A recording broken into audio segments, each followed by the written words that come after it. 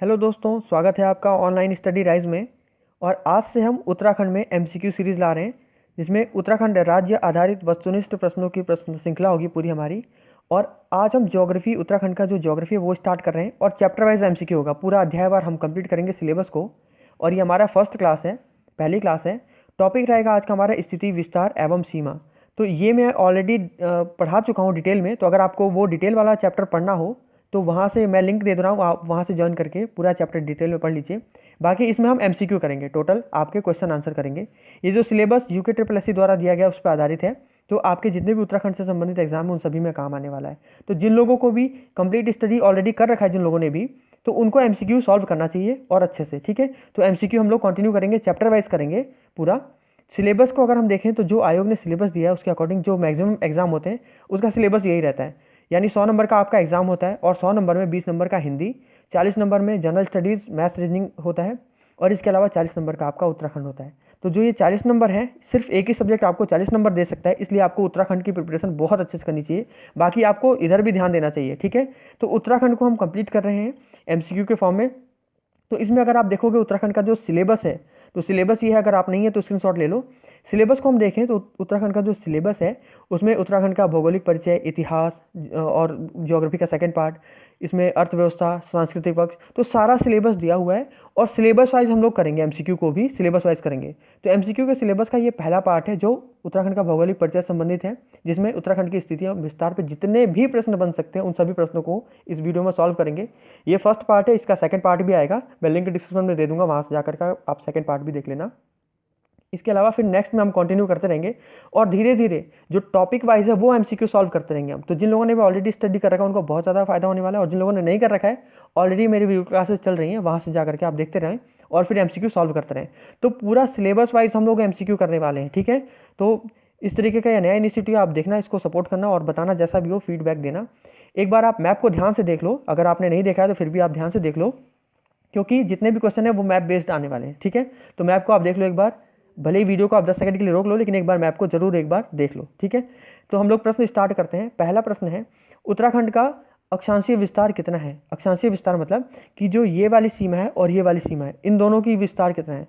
तो जो ये वाला है अक्षांश, वो है आपका 28 डिग्री 43 मिनट नॉर्थ। नॉर्थ और साउथ का बिल्कुल ध्यान रखना कि ये हमारा ग्लोब है, तो इसमें हमारा ये 0 डिग्री वाली रेखा है।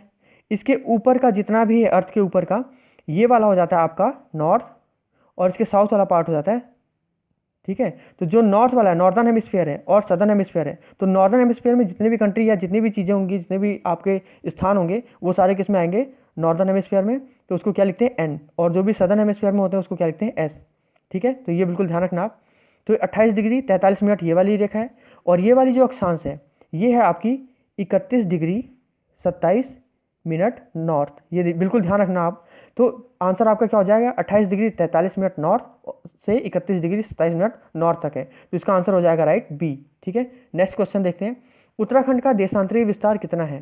तो उत्तराखंड का देशांतरीय विस्तार मतलब ये वाली देशांतर रेखा और ये वाली देशांतर रेखा, इन दोनों रेखाओं का क्या है।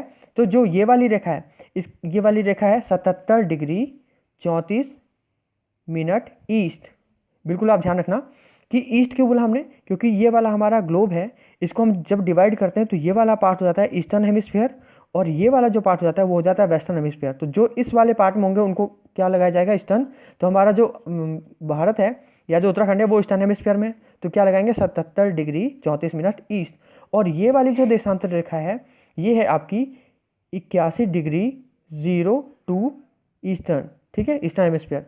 तो ये वाला हो जाएगा आपका 77 डिग्री 34 मिनट से लेकर के 81 डिग्री 2 मिनट, ठीक है। तो ये वाला आपका आंसर हो जाएगा बी, ठीक है, बी इज करेक्ट आंसर। उसके बाद नेक्स्ट क्वेश्चन है, उत्तराखंड का कुल अक्षांशीय विस्तार कितना है। तो उत्तराखंड का कुल अक्षांशीय विस्तार कितना है, यानी जो ये वाला अक्षांश रेखा है और ये वाला अक्षांश रेखा है, इन दोनों के बीच में कितना डिस्टेंस है, दोनों के अक्षांशों के बीच में। तो ये वाला जो है आपका, ये वाले अक्षांश और ये वाली अक्षांश रेखा को जो हम देखेंगे तो टोटल डिस्टेंस होगा आपका 2 डिग्री 44 मिनट। तो आंसर हो जाएगा A is correct, 2 degree 44 minute. Next question है, उत्तराखंड का कुल देशांतरीय विस्तार कितना है। कुल देशांतरीय मतलब ये वाली जो देशांतरीय रेखा थी और ये वाली जो देशांतरीय रेखा थी, इन दोनों के बीच में कितना डिस्टेंस है। तो ये वाला आपका है टोटल 3 डिग्री 28 मिनट। ठीक है, तो राइट आंसर क्या हो जाएगा, 3 degree 28 minute, option C correct हो जाएगा। नेक्स्ट है, भौगोलिक दृष्टि से उत्तराखंड राज्य का आकार कैसा है। तो उत्तराखंड आकार जो है इस तरीके से कुछ आता है उभर के, तो अगर आप आइडिया लगाओगे तो ये कौन सा आकार है, हो जाता है आयताकार। तो उत्तराखंड का जो राज्य है उसका आकार कैसा है, आयताकार। ठीक है, नेक्स्ट क्वेश्चन है, उत्तराखंड राज्य की पूर्व से पश्चिम तक लंबाई कितनी है, यानी यहाँ से लेकर के यहाँ तक टोटल आपकी लंबाई कितनी है वो पूछ रहा है ये। तो टोटल लंबाई आपकी कितनी है, ये है 358 किलोमीटर। ठीक है, यहाँ से यहाँ तक की लंबाई कितनी है, तो टोटल 358 किलोमीटर। तो 358 कहाँ पर है, ये है सी, ऑप्शन सी ठीक हो जाएगा। नेक्स्ट है, उत्तराखंड राज्य की उत्तर से दक्षिण तक चौड़ाई कितनी है। तो उत्तर से दक्षिण तक चौड़ाई पूछ रहा है, तो यहाँ से और यहाँ तक टोटल जो चौड़ाई है वो है 320 किलोमीटर। ठीक है, तो आंसर कौन सा, डी सही हो जाएगा। नेक्स्ट है, राज्य का कुल क्षेत्रफल कितने वर्ग किलोमीटर है। तो जो ये राज्य है उत्तराखंड, उसका जो पूरा क्षेत्रफल, टोटल क्षेत्रफल, इसको हम कैलकुलेट करें तो टोटल निकल के आता है 53,483 वर्ग किलोमीटर। ठीक है, तो आंसर क्या हो जाएगा आपका सही, 53,483 वर्ग kilometre, option A is correct. Next है, राज्य का कुल क्षेत्रफल भारत के क्षेत्रफल का कितना प्रतिशत है। तो जो ये राज्य का क्षेत्रफल है ये पूरे भारत का कितने प्रतिशत होगा। तो जब हम इसको कैलकुलेट करते हैं तो वो निकल के आता है 1.69%। तो आंसर बी आपका सही हो जाएगा।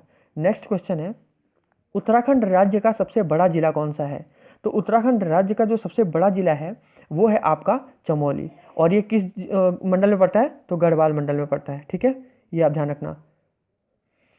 नेक्स्ट है, उत्तराखंड राज्य का सबसे छोटा जिला कौन सा है। तो जो उत्तराखंड राज्य का सबसे छोटा जिला है वो है चंपावत, और ये किस मंडल में पड़ता है, तो आपका कुमाऊं मंडल में पड़ता है, ये आप ध्यान रखना। ठीक है, नेक्स्ट क्वेश्चन है, उत्तराखंड के कुल क्षेत्रफल का पर्वतीय भाग कितना प्रतिशत है। तो अगर हम उत्तराखंड को देखें तो इसका अधिकतम भाग कैसा है, आपका पर्वतीय भाग है।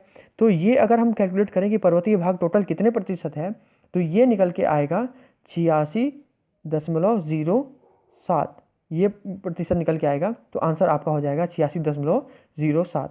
ठीक है, B option is correct. Next है, उत्तराखंड के कुल क्षेत्रफल का मैदानी भाग कितने प्रतिशत है।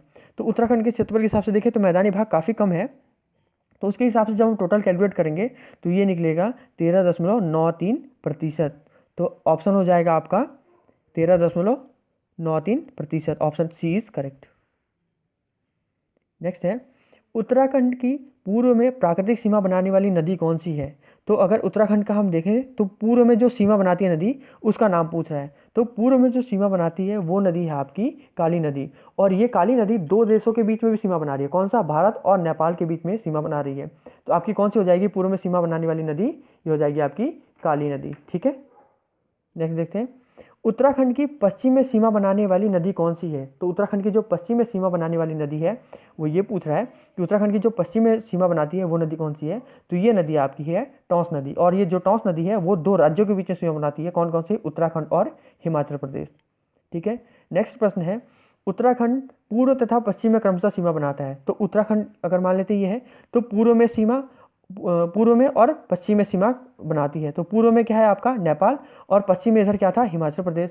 तो पूर्व में आपका नेपाल और पश्चिम में हिमाचल प्रदेश। तो पहला हो जाएगा नेपाल और दूसरा हिमाचल प्रदेश। तो option number B is correct.